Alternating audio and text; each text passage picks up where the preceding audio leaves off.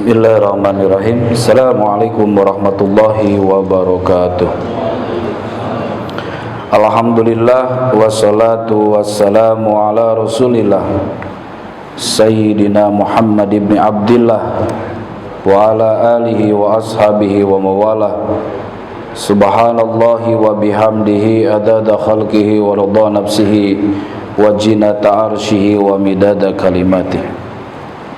Subhanaka la ilma lana illa ma 'allamtana innaka antal alimul hakim wa tub alaina innaka antat tawwabur rahim wa taqabbal minna innaka antas samiul alim. Jamaah Masjid Al-Hidayah yang dimuliakan Allah Subhanahu wa taala, alhamdulillah kita bersyukur atas nikmat Allah berupa kekuatan untuk sholat berjamaah maghrib. Mudah-mudahan sholat kita diterima oleh Allah Subhanahu wa taala, amin. Salawat serta salam semoga terlimpah curahkan kepada baginda Nabi Muhammad sallallahu alaihi wasallam, kepada keluarganya, sahabatnya dan juga pengikutnya hingga akhir zaman. Mudah-mudahan kita mendapatkan syafaatnya pada hari kiamat nanti, amin. Baik, kita lanjutkan pembacaan kitab Isti'dad Liyaumil Ma'ad atau Nasaihul Ibad. Wa qala al-mu'allif Syekh Ibnu Hajar Al-Asqalani rahimahullahu taala, mani atasoma, barang siapa yang bersandar biaklihi kepada akalnya, dolla maka ia tersesat. Wa man istagna, dan barang siapa yang mencari kekayaan, bimalihi dengan hartanya, qalla maka ia merasa kurang. Wa man azza, dan barang siapa yang mencari kemuliaan, bimakhlukin dengan makhluk, dzalla maka dia akan terhina. Sekali lagi, mani atasoma, barang siapa yang menyandarkan biaklihi kepada akalnya, dhalla maka ia tersesat. Wa man istagna, dan barang siapa yang mencari kekayaan, bimalihi dengan hartanya, qalla maka ia terasa sedikit. Wa man azza, dan barang siapa yang mencari kemuliaan, bimakhlukin di hadapan makhluk, dzalla maka ia terhina. Jemaah dimuliakan Allah, ada 3 nasihat yang disampaikan oleh Syekh Ibnu Hajar Al-Asqalani. Yang pertama, beliau berkata, mani atasoma bi'aqlihi dhalla, barang siapa yang bersandar kepada akalnya maka akan tersesat. Akal merupakan anugerah dari Allah Subhanahu wa taala. Kemuliaan manusia, kesempurnaan manusia tidak dilihat karena fisiknya. Laqad khalaqnal insana fi ahsani taqwim, sungguh kami telah menciptakan manusia dengan sebagus-bagusnya penciptaan. Apa yang menyebabkan manusia sempurna bukan karena fisiknya yang kuat. Karena kalau tubuhnya yang kuat, ada yang lebih kuat dari manusia. Ya, hewan lebih kuat dari manusia. Sapi, kerbau, badak, gajah lebih kuat fisiknya dari manusia. Jadi manusia disebut makhluk yang sempurna bukan karena fisiknya, tetapi karena ada satu anugerah dari Allah yang diberikan kepada manusia, yaitu apa? Akal. Maka manusia kalau sudah hilang akalnya akan lebih rendah, lebih hina daripada hewan, daripada binatang. Ulaika kal an'ami balhum adall. Manusia kalau sudah tidak menggunakan akalnya, maka akan seperti binatang, bahkan lebih buruk, lebih hina daripada binatang. Pernah nggak kita bertafakur ketika kita lewat mungkin di jalan, ada orang yang hilang akal? Ya, akalnya hilang, atau mungkin bukan hilang akalnya, berkurang akal sehatnya. Ya, mondar mandir, nggak pakai baju, nggak jelas. Begitulah kita kalau hilang akal, hilang kesadaran. Maka ketika kita dikasih akal, kita bersyukur. Caranya apa? Duduk dalam majlis taklim, ikut merenung, ikut berfikir. Karena diantara mensyukuri nikmat akal adalah berfikir, tolabul ilmi, ya, mencari ilmu, diantaranya sebagai tasyakur bil akli, bisihatil akli, bersyukur atas kesehatan akal kita. Jemaah dimuliakan Allah, akan tetapi akal bukanlah suatu yang kita jadikan sebagai hakim. Karena ada wilayah akal, ada wilayah yang bukan wilayah akal. Jadi kita ini ada tiga, Pak. Dalam diri kita ini yang pertama ada din, ada agama. Agama ini posisi paling atas. Setelah agama ada yang kedua namanya akal. Di bawah agama akal. Di bawah akal ada yang namanya nafsu. Nah, jadi kita nafsu tunduk kepada akal, akal tunduk kepada agama. Jangan mentok di akal, Pak. Kalau orang yang mendewakan akalnya, hanya mengikuti akalnya, maka tadi dikatakan mani atasoma bi aqlihi dhalla. Siapa yang bersandar dalam kehidupannya kepada akal semata, maka akan tersesat. Ya.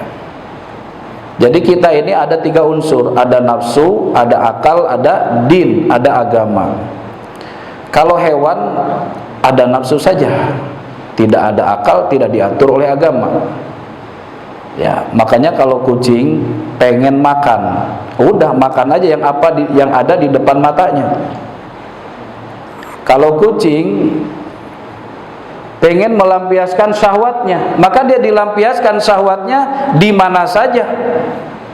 Tidak perlu dipikirkan karena dia tidak bisa berpikir.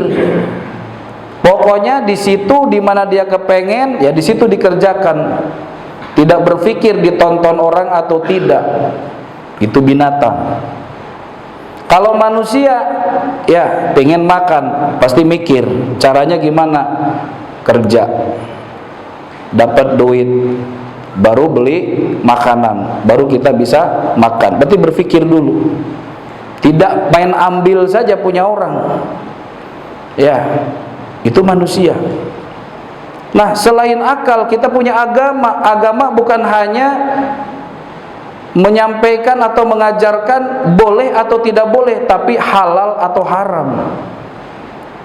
Kita tidak sekedar bagaimana mendapatkan harta, tapi kita mengikuti aturan agama, bagaimana menurut agama ini halal atau haram. Nah, jadi tundukkan akal kita kepada agama. Nah, jemaah dimuliakan Allah Subhanahu wa taala, bahwa akal ini ada wilayahnya sendiri. Untuk apa Allah memberikan kita akal? Ya untuk berfikir. Inna fi khalqis samawati wal ardi wa ikhtilafil laili wan nahar la ayatil liulil albab. Sesungguhnya dalam penciptaan langit dan bumi, pergantian malam dan siang, itu ada tanda-tanda keagungan Allah bagi yang mau berfikir, bagi orang yang punya akal. Jadi akal fungsinya untuk bertafakur, akal fungsinya untuk memahami, akal fungsinya untuk mengobservasi, akal berfungsi untuk meneliti. Tapi akal tidak boleh difungsikan untuk menghukumi atau menjadikan suatu syariat. Karena syariat harus kembali kepada din. Apa itu din? Wad'un ilahiyun, adalah aturan dari Allah. Apa yang tidak boleh atau yang bukan masuk wilayah akal? Yang pertama, masalah akidah. Ya, urusan akidah ini bukan wilayah akal, Pak. Walaupun kita berakidah pasti lewat akal dulu, memahami keagungan Allah, adanya Allah, wujudnya Allah lewat akal dulu. Tetapi dalam beberapa hal seperti sifat-sifat Allah tidak harus kita memasukkan akal kita. Contoh, Pak. Ya, misalnya Allah itu Maha mendengar. Innahu huwas samiul basir. Allah Maha mendengar, Allah Maha melihat. Pertanyaannya, Allah punya telinga enggak? Allah punya telinga enggak, Pak? Enggak punya. Allah punya mata enggak? Enggak punya. Terus melihatnya pakai apa? Mendengarnya pakai apa? Nah, itu namanya akal kita enggak bisa ngejangkau. Ya, kenapa? Laisa kamislihi syai'un. Tidak sama Allah dengan makhluk apapun. Tidak boleh, Pak, akal kita membayangkan Allah itu seperti manusia, Allah itu seperti hewan, Allah itu seperti pohon, Allah itu seperti batu. Nggak bisa. Akal kita nggak bisa ngejangkau. Oleh karenanya tidak boleh ada pertanyaan kaifa bagi Allah, bagaimana. Ya, nggak boleh ada pertanyaan bagaimana wujudnya Allah. Pokoknya Allah itu wujud, Allah itu ada, percaya, itu aja. Secara akliyah memang bisa difahami apa wujudu hadhil makhluqat, adanya makhluk ini sebagai tanda wujudnya Allah. Tetapi kalau kita bertanya kaifa, bagaimana wujudnya Allah, itu tidak boleh dipertanyakan kepada Allah, karena itu adalah pertanyaan untuk makhluk. Ya. Kalau saya nanya tentang seseorang, misalnya siapa di sini ya, Haji Hilman. Haji Hilman tuh yang mana? Yang tinggi apa yang pendek? Yang gendut apa yang kurus? Kan begitu. Ada ciri-cirinya. Nah, kalau Allah tidak bisa. Kaifa, bagaimana bentuknya Allah? Ya, mata. Mata itu artinya apa? Kapan wujudnya Allah? Aina, di mana tinggalnya Allah? Kam, berapa jumlahnya Allah? Itu nggak boleh dipertanyakan kepada Allah, karena itu adalah pertanyaan untuk makhluk. Jadi nggak boleh dijawab. Kalau ada orang nanya di mana Allah, nggak usah dijawab. Kalau ada orang nanya kaifa, bagaimana wujudnya Allah, nggak usah dijawab, karena itu pertanyaan jahiliyah. Kalaupun dijawab karena pertanyaan jahiliyah, jawab dengan kalimat Qul huwallahu ahad, Allahus samad, lam yalid wa lam yulad wa lam yakul lahu kufuwan ahad. Karena akal kita nggak bisa menjangkau bagaimana wujudnya Allah, bagaimana sifatnya Allah. Karena orang jahiliyah bertanya kepada Nabi, sib lana rabbak, coba gambarkan Tuhan kamu kepada kami. Apakah Tuhanmu terbuat dari emas atau dari apa? Maka turunlah surah Qul huwallahu ahad, Allahus samad, dan seterusnya. Jadi jemaah dimuliakan Allah, untuk wilayah akidah ini bukan wilayah akal kita. Apalagi kalau sudah bicara alam gaib. Alam gaib contohnya misalnya alam kubur. Ya, alam kubur. Kalau manusia sudah dikubur, sudah jadi tanah, tulang belulang sudah hancur. Kemudian ada nikmat kubur, ada siksa kubur. Kalau pakai akal susah, Pak. Benar gak? Orang yang sudah jadi tanah, dagingnya, yang sudah hancur tulang belulangnya, bagaimana bisa kemudian dia ditanya di dalam kuburnya, atau mendapat nikmat kuburnya, atau bagaimana mendapatkan siksa kubur? Kalau menurut logika susah. Sebagaimana orang kafir bertanya, mayyuhil idhama wa hiya ramim. Itu kan pertanyaan orang kafir. Gimana? Mayyuhil idhama wa hiya ramim. Emangnya ada yang mampu menghidupkan tulang belulang yang sudah hancur?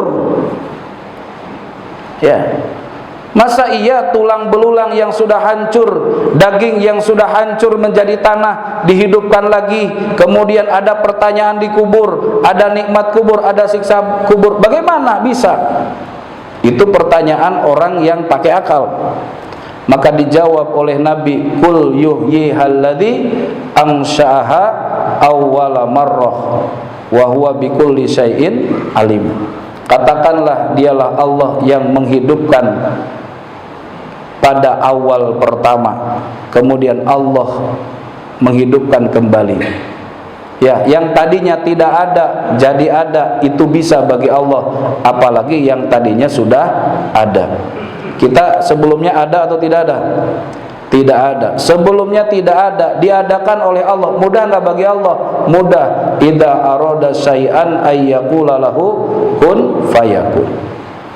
Ketika kita nanti wafat jadi tanah, jadi tulang belulang, mudah enggak bagi Allah untuk dibangkitkan kembali, dihidupkan kembali? Mudah. Wa huwa bikulli syai'in alim. Ya, innallaha ala kulli syai'in qadir. Allah kuasa atas segala sesuatu. Jadi yang dimuliakan Allah Subhanahu wa taala, ini akal tidak boleh ikut campur dalam urusan perkara gaib. Jadi kalau kita mau percaya, ya udah seperti itu, apa yang diikhbarkan, yang diberitakan oleh Al-Qur'an kita percaya. Karena percaya itu tidak harus ya masuk logika. Contoh lagi jemaah dimuliakan Allah. Masalah syariat. Ya, ini masalah syariat juga tidak semua harus pakai akal. Ya, contohnya masalah sholat. Ya, sholat maghrib tadi berapa rakaat? Berapa rakaat? Sholat maghrib 3 rakaat. Sholat isya 4 rakaat. Sholat subuh 2 rakaat. Sholat duhur 4 rakaat. Asar 4 rakaat. Kalau mau pakai akal Pak, sholat subuh itu kan waktunya masih sejuk. Ya, waktunya masih pagi. Ya, cuacanya masih sejuk. Apalagi hari libur. Ya, kalau pakai akal rasanya mendingan subuh 4 rakaat, duhur 2 rakaat. Ya. Kalau duhur kan apalagi waktu kerja, lagi capek, lagi panas, lagi lapar, sholatnya 4 rakaat, qobliyah ba'diyah ada 4 kan begitu. Sedangkan sholat subuh 2 rakaat. Kalau pakai akal mestinya dibalik. Kan begitu. Kalau kita buang angin Pak, ini masalah wudu. Buang angin batal wudu enggak?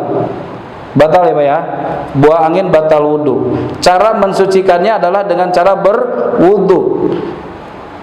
Fardu wudu adalah niat basuh muka, apalagi Pak? Basuh tangan, terus mengusap kepala, basuh kaki. Itu kan fardu wudu ya. Pertanyaannya, buang angin dari mana? Dari kepala, dari muka, dari tangan, dari mana? Dari kaki? Enggak, tapi dari dubur. Betul enggak? Ada enggak fardu wudu atau rukun wudu membasuh dubur atau mengusap dubur? Enggak ada. Padahal yang buang angin dari dubur. Secara logika mestinya yang diusap duburnya, yang dibasuh duburnya, bukan mukanya atau kepalanya. Itu logika. Tapi karena syariat seperti itu mengajarkan, Al-Quran seperti itu mengajarkan, Nabi mencontohkan seperti itu, ya kita sami'na wa atokna. Itu. Ya, apalagi contohnya, misalnya begini, air kencing. Air kencing hukumnya najis atau suci? Najis. Kalau keluar air kencing hadasnya besar atau kecil? Hadas kecil. Berarti untuk membersihkannya, mencucikannya dengan cara berwudu. Jadi air kencing najis, hadasnya hadas kecil, cukup dengan wudu. Keluar air mani najis atau suci? Suci, ya kan, karena air mani adalah bahan dasar kita manusia. Air mani suci, hadasnya nih. Yang najis harusnya hadas besar, caranya mandi, kan begitu. Ya, solusinya mandi. Yang suci hadas kecil cukup dengan wudu.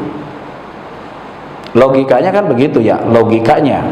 Yang air mani kan logikanya kan air mani suci, mestinya hadasnya hadas kecil saja, cukup dengan wudhu karena suci barangnya. Sedangkan kencing itu najis, mestinya hadasnya besar, harus mandi gitu ya. Tapi kan syariatnya nggak begitu ya, aturan Allahnya nggak begitu, aturan agamanya nggak begitu. Ya sudah, akal tunduk kepada aturan. Nah, contoh lagi Pak, masalah sholat ini banyak Pak sekarang. Contohnya apa yang terjadi di Az-Zaitun Pak. Di Az-Zaitun itu sholat berjamaah renggang-renggang, bukan karena Covid Pak. Kalau kita dulu renggang-renggang karena ada Covid, karena darurat. Kalau di Az-Zaitun bukan karena Covid Pak. Jadi yang namanya sholat nggak boleh rapat-rapat, harus renggang-renggang, jarak 1 meter 1 meter, bukan karena Covid. Apa dalilnya? Ambil dia ayat Quran, ya ayyuhalladzina amanu idza qila lakum tafassahu fil majalis fafsahu yafsahillahu lakum. Wahai orang-orang beriman, kalau kamu berada dalam satu majlis, berlapang-lapanglah, jangan bersempit-sempitan, jangan berdesak-desakan, berlapang-lapanglah. Ayatnya ada Pak di Quran, surah Al-Mujadilah. Tapi menerapkan ayat jangan pakai logika. Untuk menerapkan ayat itu tidak boleh diterapkan di dalam tata cara sholat berjamaah. Nah di Az-Zaitun dipraktekannya begitu. Sholat gak boleh rapat-rapat, renggang-renggang, harus berlapang-lapang. Ayatnya tadi berarti ayat Quran dipraktekan menurut akalnya. Itu bahayanya Pak, sesatnya itu begitu. Makanya tadi manita soma biaklihi dolla. Kalau orang hanya mengandalkan akal maka akan tersesat. Ya, menerapkan ayat hanya pakai akalnya, nggak ikut syariat, nggak ikut ajaran Nabi, nggak ikut bagaimana Nabi memahami Quran, pasti akan tersesat. Ya, padahal kan menurut syariat gimana Pak? Sholat berjamaah, sawu sufufakum fa inna taswiyatas sufuf min iqamatis sholat. Luruskan dan rapatkan saf kalian, karena sesungguhnya meluruskan dan merapatkan saf termasuk menegakkan sholat. Kan ikut bagaimana Nabi mempraktekkan sholat. Terus dia bilang laki-laki perempuan itu safnya nggak boleh dipisah-pisah, depan belakang. Jadi perempuan kalau datang lebih awal boleh berdiri di depan, berada di safnya laki-laki. Lah coba Pak. Itu kan di aja itu sholat begitu Pak. Ada laki sebelahnya perempuan, laki lagi perempuan lagi. Kira-kira kalau di sini dipraktikkan begitu gimana? Khusyuk nggak Pak nih Pak? Iya, khusyuk nggak ya gitu ya? Di sebelahnya ada anak gadis gitu ya kan? Lah, ya gimana itu? Dari mana katanya? Kenapa? Karena menurut dia nih ya, pakai ayat juga, man amila sholihan min dzakarin aw untha wa huwa mu'minun. Siapa saja yang beramal ibadah, yang beramal soleh, baik laki-laki dan perempuan, dan dia beriman. Jadi laki perempuan di dalam Quran tidak boleh dipisahkan, katanya begitu kan? Jangan dibeda-bedakan laki dan perempuan, sama sejajar di hadapan Allah. Tapi kalau dipraktekkan dalam sholat berjamaah bukan berarti perempuan dan laki-laki sejajar kan? Maknanya kan gak begitu Pak ya? Ya, memang betul laki-laki dan perempuan itu di hadapan Allah sama. Ya, kalau dia beriman di hadapan Allah sama derajatnya, tidak beda. Tapi dalam hal ini tidak bisa dipraktekkan dengan cara tadi perempuan laki-laki dicampur dalam satu saf sholat. Kenapa? Karena ada petunjuk dari Nabi, khairus sufufir rijali awwaluha wa khairus sufufin nisa'i akhiruha. Sebaik-baiknya saf laki-laki di mana? Di depan. Sebaik-baiknya saf perempuan di mana? Di belakang. Kan begitu aturannya. Nah, syariat nggak boleh hanya sekedar masuk akal atau logika. Ya. Nah, ini jemaah dimuliakan Allah. Jadi mani atasoma bi aqlihi dhalla. Barang siapa yang bersandar kepada akalnya, maka dia akan tersesat. Oleh karena itu, dalam urusan akidah, dalam urusan syariah, masuk akal atau tidak masuk akal, kita sami'na wa ata'na, ikut aturan Allah dan Rasulnya. Ya, karena akal hanya berfungsi untuk memahami, meneliti, mengobservasi. Akal hanya berguna, berfungsi untuk membedakan mana yang baik, mana yang tidak baik, mana yang boleh, mana yang tidak boleh. Ya. Kemudian jemaah dimuliakan Allah Subhanahu wa taala, yang kedua, nasihat dari Ibnu Hajar Al-Asqalani adalah wa man istagna bimalihi qalla. Barang siapa yang mencari kekayaan dengan hartanya semata, maka dia akan merasa kurang. Bapak ibu pengen kaya kan? Ya, minta kaya apa minta miskin tadi habis sholat? Pengen kaya apa pengen miskin? Pengen kaya kan? Nggak ada, karena kaya itu ya memang wajib. Jadi orang kaya kan wajib. Tapi pertanyaannya, apa yang disebut dengan hakikat kekayaan? Iya kan? Kan doanya Allahumma agnini, Allahumma agnini, ya Allah kayakan aku, kan gitu. Ya Allahumma kfini bihalalika an haramik, wa agnini bifadlika amman siwak. Itu kan doa supaya jadi orang kaya. Apakah yang dimaksud kekayaan di situ?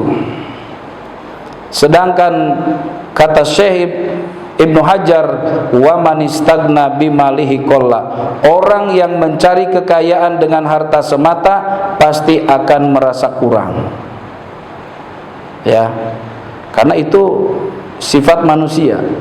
Manusia ini tidak akan puas dengan dunia. Manusia tidak akan puas dengan harta. Ya. Sehingga Nabi bersabda, "Lau kana libni Adam wadiyani min malin labtago salisan." Seandainya Allah memberikan kepada anak Adam 2 gunung harta atau 2 gunung emas, pasti dia akan menginginkan gunung yang ketiga. Betul nggak? Apa cukup punya mobil 1? Punya mobil 1 kurang apa enggak? Kurang. Kalau ikut hawa nafsu, mencari kepuasan. Ya, pertanyaan yang lain, punya istri 1 puas enggak? Kurang. Kurang ya, jujur berarti ini ya. Ya. Punya istri 1 pengen 2, udah punya 2 pengen 3, udah punya 3 pengen 4. Apakah sudah punya 4 istri akan puas? Tidak. Kalau mencari kepuasan, karena manusia tidak akan pernah puas dengan dunia, manusia tidak akan pernah puas dengan harta. Sampai kapan? Wala yamla'u jawfubnu Adam illa turab, dan tidak akan penuh ya rongganya, lambungnya anak Adam, melainkan ketika sudah diganjal dengan tanah. Alhaakumut takatsur hatta zurtumul maqabir. Kalian akan terus lalai dengan memperbanyak harta, takatsur. Sampai kapan manusia akan menumpuk-numpuk harta? Hatta zurtumul maqabir, sampai masuk ke liang kubur. Kalau sudah dimasukkan ke dalam kubur, badannya, jasadnya, baru di situ berhenti hawa nafsunya. Jemaah dimuliakan Allah, ini ada cerita, saya juga beberapa peneliti juga ternyata mengatakan seperti itu. Ternyata nafsu manusia itu baru berhenti ketika sudah dimasukkan ke kubur. Walaupun sudah innalillahi, mohon maaf, walaupun sudah dinyatakan meninggal, itu nafsunya masih ada, Pak. Ada beberapa orang ketika memandikan jenazah, Pak, jenazah laki-laki, mohon maaf, Pak, apa namanya, kelaminnya itu masih berdiri, Pak. Ini ada banyak pengalaman ini yang memandikan jenazah itu, Masya Allah. Kenapa? Karena belum masuk ke kubur. Itu saking dahsyatnya nafsunya manusia itu. Ya. Oleh karena itu, bahwa kalau mau mencari kekayaan bukan dengan banyaknya harta. Kalau mau mencari kebahagiaan bukan dengan banyaknya kekayaan. ya, atau dengan jabatan. Maka kalau kita ingin bahagia, bagaimana kita menata hati kita menjadi hamba Allah yang bersyukur, menjadi hamba Allah yang ridho dengan apa yang diberikan oleh Allah. Maka kata Nabi, wardo bima qasamallah takun agnanas, ridholah kamu dengan apa yang diberikan oleh Allah, pasti kamu akan menjadi orang paling kaya. Mohon maaf Pak, saya ada contoh nih. Ini jamaah saya ini rumahnya itu Pak satu gang. Villa 2 tuh ada tuh. Ya, ada yang rumahnya itu satu gang Pak. Berapa rumah tuh satu gang tuh? Mungkin ada 8 rumah itu. 8 rumah Pak punya satu orang. Garasinya satu rumah, dua rumah. Jadi tembus depan belakang. Tuh garasi rumah, garasi mobilnya. Kolam renangnya dua rumah. Ya, pembantunya satu rumah. Pembantunya aja 5. Ya. Masya Allah duitnya banyak. Tapi kalau ketemu Ustadz ngeluh aja, pusing saya dan emang kenapa? Suami saya kawin lagi dan jadi yang banyak duit Pak, yang banyak duit, rumahnya besar, ya fasilitasnya cukup, ya kan? Ternyata masih susah Pak, ya kan? Pusing katanya, pusing saya katanya. Ya mikirin suami saya katanya, kawin lagi. Emang kenapa Bu? Emang kenapa kalau kawin lagi? Iya, kalau lagi banyak duit aja nggak mau pulang katanya. Nyangkut katanya di istri mudanya. Lah kalau istri muda kan sah-sah aja gitu ya. Terus maunya apa gitu kan? Ya pokoknya saya maunya dia cerai gitu kan, ditinggalkan tuh istri mudanya. Tolong dong Ustadz diruqyah tuh biar istrinya katanya diceraiin. Oh, bukan urusan saya itu. Jadi susah gitu, Masya Allah gitu ya. Memang kalau tidak paham agama, kalau tidak dekat dengan Allah, sebanyak apapun dia punya harta, tidak ada ketenangan Pak. Tidak ada ketenangan. Apalagi makin banyak duit, makin jauh dari Allah, tidak akan ada kebahagiaan. Ya. Anaknya kena narkoba, Masya Allah, naudzubillahi min dzalik. Jadi yang namanya kekayaan yang sesungguhnya apa? Laisal gina ginal mali, walakinnal ginan nafsi. Bukanlah kekayaan itu banyaknya harta, tapi kekayaan itu karena apa? Kayaknya hati. Ada orang rumahnya sempit di kampung, gak punya mobil, gak punya motor, sepeda pun gak punya, tapi hidupnya bahagia.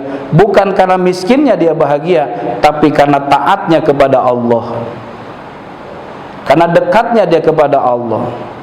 Jadi kaya maupun miskin, kalau dekat dengan Allah pasti bahagia. Wa may yuti'illaha wa rasulah faqad faza fauzan adima. Siapa yang taat kepada Allah dan Rasulnya pasti akan meraih kesuksesan, kebahagiaan. Ya. Jadi ini kebahagiaan yang sesungguhnya. Jadi kalau mau kita cari kebahagiaan itu kebahagiaan hati dulu. Boleh nggak cari harta yang banyak? Bukan boleh lagi, wajib. Ya, faida qudiyatis sholatu fantashiru fil ardi wabtagu min fadlillah. Apabila sudah selesai dilaksanakan solat, maka fantashiru fil ardi, bertebaranlah di muka bumi, wabtagu min fadlillah, cari karunia Allah. Apalagi yang sudah punya istri, apalagi yang sudah punya anak, apalagi yang punya kewajiban memberi nafkah keluarga, wajib cari duit, bukan sunnah lagi cari duit. Ya, jadi cari harta, cari duit bisa hukumnya wajib kalau kita punya kewajiban untuk menafkahi keluarga. Jangan sampai keluarga kita minta-minta, ngemis-ngemis. Haram diam di rumah, haram kita tidak bekerja, haram kita tidak cari uang kalau kita punya kewajiban memberi nafkah. Jadi mencari harta bisa jadi wajib kalau untuk memenuhi kewajiban. Mencari harta bisa jadi sunnah kalau untuk menunaikan kesunahan. Misalnya mau bersilaturahmi, mau berlapang-lapang kepada orang lain, mau membantu orang yang susah, ya kan? Mau menyantuni anak yatim, mau membantu orang miskin. Ini maka sunnah kita untuk mencari harta lebih daripada kebutuhan pokok kita. Boleh juga mencari harta kalau sekedar untuk kesenangan-kesenangan, mau beli rumah yang mewah, mau beli mobil yang mahal, silahkan, diperbolehkan, asal halal caranya. Tapi cari duit juga bisa haram. Ya, kerja bisa haram kalau hasilnya, duitnya dipakai maksiat. Nah, jadi masalah cari uang itu tergantung tujuannya. Maka jamaah dimuliakan Allah, bukan tidak boleh kita mengumpulkan harta, silahkan cari harta. Ya, asal kita gunakan untuk memenuhi kewajiban kita. Asal kita gunakan untuk apa? Memenuhi, menyempurnakan ibadah kita. Begitu. Kemudian yang terakhir jamaah dimuliakan Allah, wa man azza bi makhluqin dalla. Barang siapa yang mencari kemuliaan di hadapan makhluk, di hadapan manusia, maka dia akan terhina. Ya. Jadi kalau kita ingin mulia, carilah kemuliaan di hadapan siapa? Di hadapan Allah. Ya. Kata Sayyidina Umar, izzud dunya bil mal wa izzul akhirah bisolihil a'mal. Kemuliaan di dunia bisa diraih dengan harta atau jabatan. Bapak jadi orang kaya, insya Allah dimuliakan oleh manusia, benar gak? Kalau lagi kaya kan, jangankan kita punya saudara, bukan saudara aja ngaku saudara. Oh, itu saudara saya, itu teman saya, itu sahabat saya, karena orang kaya. Tapi kalau lagi miskin, lagi susah, jangankan orang lain, saudara sendiri nggak mau ngaku saudara. Ya, itu kalau mencari kemuliaan di hadapan manusia. Ya, didapatkan, diraih dengan jabatan, dengan harta. Tapi kalau mau mencari kemuliaan yang abadi, yang hakiki, maka dengan cara bertakwa kepada Allah. Inna akramakum indallahi atqakum. Sesungguhnya yang paling mulia di sisi Allah yang paling takwa.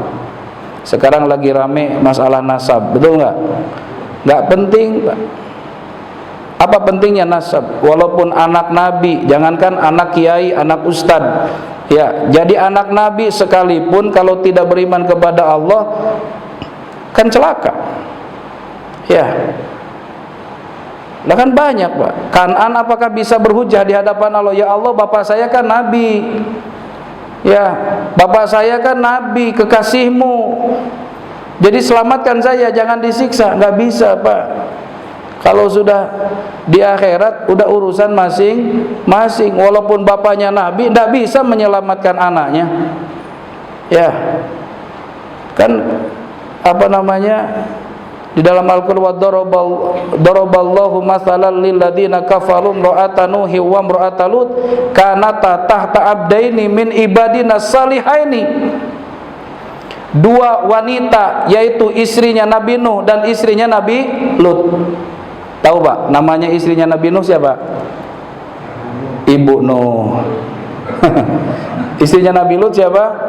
Ibu Lut. Nah, Ibu Nuh sama Ibu Lut karena tahta abdaini min ibadina sholihaini. Ini dua-duanya adalah istri Nabi. Ya, istrinya orang soleh. Nabi, Pak, soleh dua-duanya ini, Nabi Nuh, Nabi Lut ini. Ya. Pakhonatahuma, tapi karena istrinya dua-duanya berkhianat kepada suaminya, falam yugniya anhuma minallahi syai'a, maka dia tidak akan bisa selamat di hadapan Allah. Ya, waqila dukhulan nar ma'ad dakhilin. Kata Allah, kalian berdua masuklah ke dalam neraka. Walaupun istri Nabi, kalau durhaka kepada Allah, tidak beriman kepada Allah, masuk neraka. Nah, jadi tidak usah kita membangga-banggakan punya nasab. Saya kan anaknya kiai, saya anaknya, mohon maaf, ustad. Nggak ada urusan. Walaupun bapaknya mungkin Yahudi, bapaknya Nasrani, bapaknya, tapi anaknya beriman, soleh, soleha, ahli surga. Tuh Abu Jahal punya anak siapa? Ya, Ikrimah bin Abi Jahal. Bapaknya ahli neraka, anaknya ahli surga. Kenapa? Urusan masing-masing. Jadi tidak usah Kita bangga dengan nasab, dan gak perlu juga kita mempermasalahkan nasab orang. Nasab kita juga gak perlu dipermasalahkan kan. Yang jadi pertanyaan tuh, kita ini baik atau tidak, kan begitu. Waman abta'a bihi amaluhu lam yusri bihi nasabuhu. Siapa yang tertinggal amalnya, maka tidak akan bisa dikejar oleh nasabnya. Artinya apa? Nasab tidak bisa menyempurnakan amal. Kalau amalnya kurang, tetap aja kurang, tidak bisa disempurnakan dengan nasab.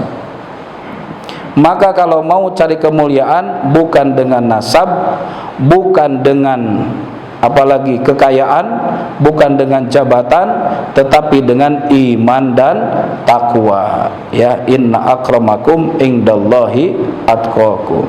Jadi ada 3 Pak malam ini nasihat yang kita dapatkan dari kitab Isti'dad Yaumil Ma'ad. Yang pertama, mani atasoma bi aqlihi dhalla. Siapa yang bersandar kepada akalnya, maka akan tersesat.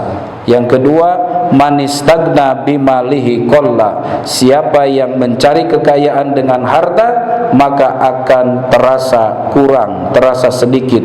Yang ketiga, waman azza bimakhluqin dzalla. Siapa yang mencari kemuliaan di hadapan makhluk, maka dia akan terhina.